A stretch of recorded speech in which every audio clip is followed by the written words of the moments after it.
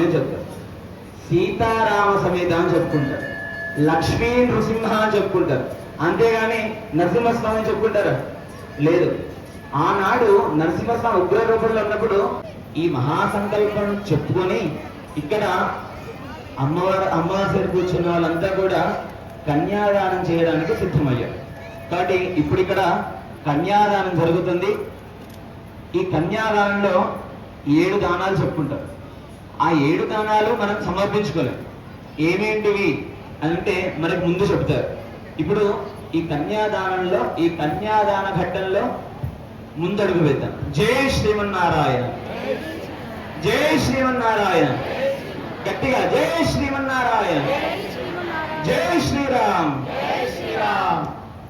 ఇందాక స్వామివారు చెప్తున్నట్టుగా భాగంలో అందరికీ తెలిసిన రామచంద్రాయ వేధసే రఘునాథాయ నాథాయ సీతాయ పతయే నమః అంటున్నారండి. స్వయంగా అక్కడ రాముల వారిని తెలియజేయట్లేదు. సీత ఎవరైతే ఉన్నారో ఆయన యొక్క ధర్మపతి ఎవరైతే ఉన్నారో ఆరు. కావున చక్కగా ఇంకా ముందు కార్యక్రమాలకి అందరూ కూడా భక్తి శ్రద్ధంగా ముందు. మన దాకా వచ్చిందంటే అది ఎవరి వల్ల? సీతాయా చరితం. సీత అమ్మవారే లేకుంటే రాముడి గురించి మనకు తెలుస్తున్నాడు. అంత గొప్ప సీతమ్మ మన సీతమ్మ. ఇప్పుడు ఏమంటారు? జై శ్రీరామ్.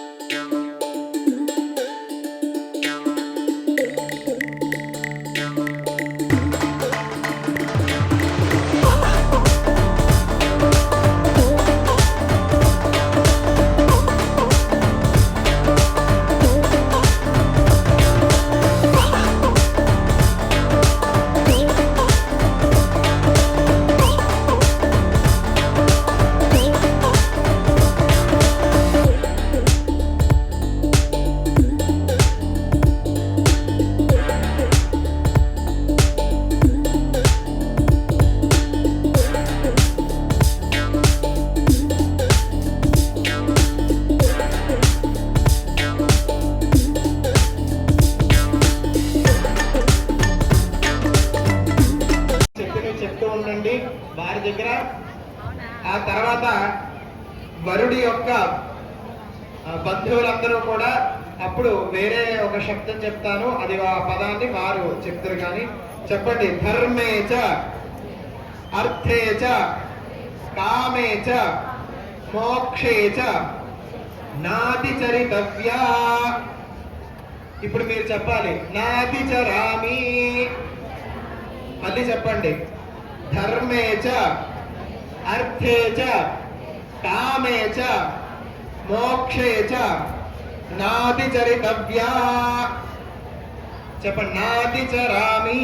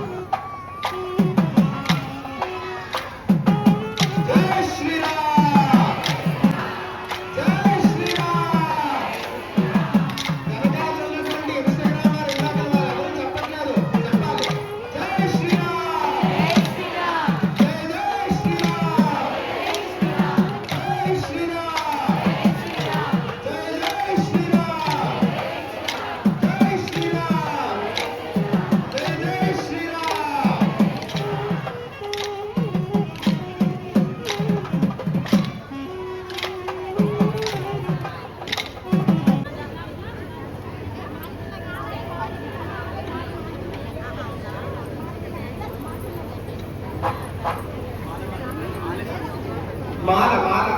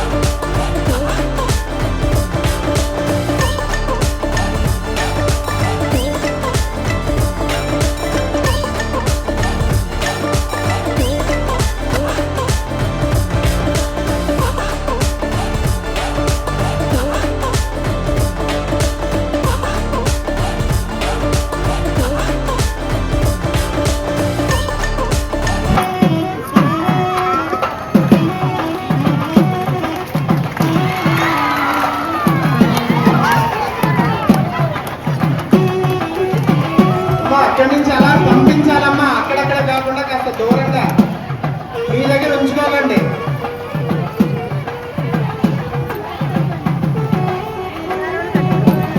దాన్ని చింపి వేయొద్దు, చక్కగా ప్రశాంతంగా ఆడుకోండి.